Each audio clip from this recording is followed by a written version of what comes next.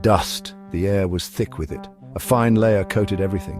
The ground, the trees, even the sky seemed shrouded in a haze of reddish-brown.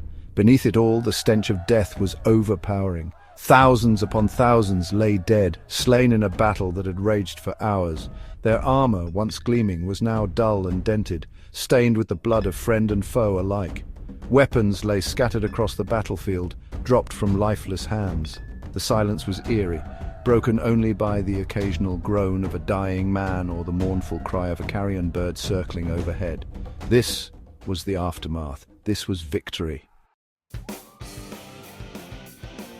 Amidst this scene of carnage sat the victor. He was a giant of a man, his broad shoulders slumped with exhaustion. Blood, both his own and that of his enemies, crusted on his armor. His face, hidden beneath a thick beard and a mane of tangled hair, was streaked with dirt and sweat. He looked out over the battlefield, his eyes hollow, haunted by the horrors he had witnessed. In his hand he clutched his sword, the blade chipped and dulled from countless clashes. It felt heavier than usual, a lead weight pulling at his arm. His enemies, 10,000 strong, had come to crush him. They sought to break him, to bury him beneath the sheer weight of their numbers. But they had underestimated him. They had underestimated the fury that burned within his heart. He had fought like a demon, his every blow fueled by a rage that seemed to consume him. He had become a whirlwind of steel, cutting through their ranks like a scythe through wheat. They fell before him, wave after wave, but still they came.